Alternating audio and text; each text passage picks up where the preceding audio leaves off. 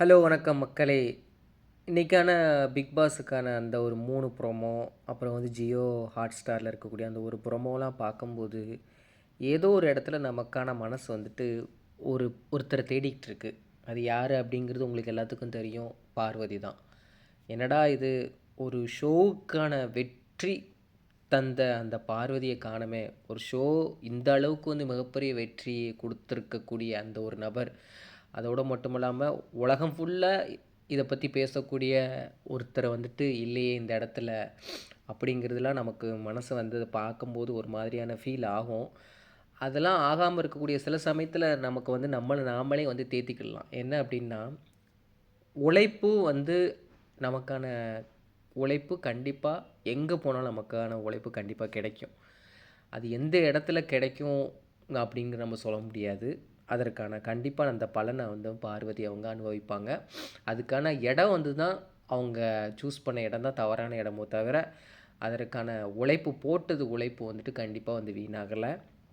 Title வின்னருக்கான அந்த cup வந்துட்டு அவங்களுக்கு கிடைக்காம இருந்திருக்கலாம். ஆனால் டைட்டில் வின்னருக்கான அந்த அத்தனை தகுதிகளும் பார்வதிக்கு இருக்குது. நம்ம வந்துட்டு கடந்து வந்த சீசனுங்கெலாம் பார்க்கும்போது டைட்டில் வின்னரை தாண்டி மற்றவங்களுக்கு வந்து ஏகப்பட்ட சப்போர்ட் வந்து கிடச்சிருக்கும். நம்ம ஃபார் எக்ஸாம்பிள் எடுத்தலாம் கவின் தான் டைட்டில் வின்னர் ஆகணும்னு நினச்சிருப்பாங்க. ஆனால் அவங்களுக்கு கிடைக்காம இல்லாட்டாலும் அவங்க கவினுக்கான அந்த ஒரு சப்போர்ட் ரொம்ப அதிகமாகவே இருந்தது. அதோடு மட்டும் இல்லாமல் ஷனம் ஷெட்டி நம்ம சொல்லலாம், அந்தளவுக்கு சப்போர்ட் அதிகமாக இருந்தது. இந்த மாதிரி கடந்து போன சீசன்களை வந்துட்டு நம்ம கம்பேர் பண்ணும்போது வந்துட்டு இருக்கலாம். அதோடு மட்டும் இல்லை, லாஸ்ட் சீசனில் ஜாக்லின்னு அவங்களுக்கான அந்த டைட்டில் வின்னர் கிடைக்காம இருந்ததுக்கான மக்களுடைய சப்போர்ட் அதிகமாக அதோடு மட்டும் இல்லாமல் இப்போது பல சீசன்களை வந்துட்டு டைட்டில் ஜெயிக்காமல் இருந்தவங்களும் கூட அது வாழ்க்கையில் ஜெயிச்சிருக்காங்க, மென்மேலும் வளர்ந்துருக்காங்க.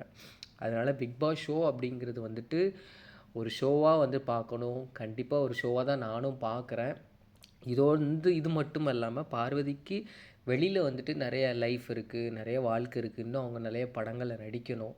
இது மட்டுமே லைஃபு அப்படிங்கிறது கிடையாது. நம்ம பார்க்கும்போது நம்ம மனசு வலிக்க தான் செய்யும் சில சமயத்துலலாம், என்னடா இது அப்படிங்கிற மாதிரி. ஆனால் நம்ம கிட்டத்தட்ட பிக் பாஸ் ஷோவை நெருங்கிட்டோம். அது முடிய போகுது. ஸோ இன்னமும் வந்துட்டு சில பேர் வந்துட்டு வன்மத்தை வச்சு கக்கிக்கிட்டு தான் இருக்காங்க. அதெல்லாம் நம்ம கண்டும் காணாத மாதிரி இருக்கணும். நம்மளுடைய வேலையை பார்த்துட்டு இருந்தோம் அப்படின்னா எப்போதுமே நமக்கு நன்மையாக தான் நடக்கும் அப்படின்னு சொல்லிட்டு நான் நினைக்கிறேன். எப்போதுமே வந்து நீங்கள் நினச்சிக்கணும், பார்வதி இல்லாத ஒவ்வொரு வீடியோவும் பயண வீடியோலாம் போடுவாங்க. ஒவ்வொருத்தருடைய பயண வீடியோ இப்போது வர ஆரம்பிக்குது. அந்த ஒவ்வொருத்தருடைய பயண வீடியோவில், சாண்ட்ராவில் பயண வீடியோவில் கூட பார்வதி இல்லாத ஒரு வீடியோ அவங்களால எடிட் பண்ண முடியாது. ஏன்னா அத்தனை வீடியோக்களிலும் வந்துட்டு பார்வதி இருப்பாங்க. பார்வதி இல்லாத ஒரு பயண வீடியோ நம்ம பார்க்க முடியாது. பார்வதிக்கான ஒரு பயண வீடியோ போடுங்க அப்படின்னு சொல்லிட்டு நம்ம கேட்டதை விட இப்போ நிறைய பயண வீடியோ போடுறாங்க. அதில் பார்வதி நிறைய இருக்காங்க. ஸோ அதை நினச்சி நம்ம சந்தோஷப்படுறதை தவிர, என்னுடைய என்னுடைய வாழ்த்துக்களை நான் வந்து பார்வதிக்கு நான் தெரியப்படுத்துகிறேன். குறைஞ்ச நேரத்தில் வந்து நான் வந்துட்டு இந்த சேனலை ஆரம்பிச்சிருந்தாலும் கூட, அது வந்துட்டு என்னுடைய கருத்தை சொல்லணும், உண்மையை சொல்லணும், உண்மையை மக்கள்கிட்ட சொல்லணும். தவறாக புரிஞ்சிக்கிட்டு இருக்காங்க. பிக் பாஸ் ஷோவே பார்க்காதவங்கெல்லாம் பார்வதி மேலே தவறாக வந்துட்டு சொல்லிகிட்டு இருக்காங்க. அது மிகப்பெரிய ஒரு தவறாயிரும், ஒரு முன் உதாரணமாக ஆயிரும். என்ன நடந்ததுன்னு தெரியப்படுத்துறதுக்காக மட்டும்தான் இந்த டிவி சேனலை நான் ஸ்டார்ட் பண்ணதை தவிர மற்ற எந்த ஒரு காரணத்திற்காகவும் இல்லை. மக்களாகிய நீங்கள் கொடுத்துருக்கக்கூடிய அன்பும் பண்பும் நான் இன்னுமே மென்மேலும் பல வீடியோக்களையும் பல உண்மையான கருத்துக்களையும் மக்களிடத்தில் சொல்வதற்கு எனக்கு மிகப்பெரிய ஒரு உத்வேகமாக இருக்கும். பார்வதி நான் ரொம்பவே மிஸ் பண்ணுறேன். ஒரு என்ன சொல்கிறது, ஒரு பெண்மையின் மகத்துவம் அப்படின்னு சொல்லலாம். எப்படி இருக்கணும் அப்படின்னு சொல்லிட்டு இருந்துட்டு போனாங்க. எப்படி இருக்கக்கூடாது அப்படிங்கிறது கூட அவங்கள்ட்ட நம்ம கற்றுக்கிடணும். பேச வேண்டிய இடத்துல பேசணும், எதை பேசக்கூடாது, எல்லாமே நெகட்டிவ் பாசிட்டிவ் ரெண்டுமே நம்ம பார்வதிக்கிட்ட இருந்து கற்றுக்கிட்டோம்.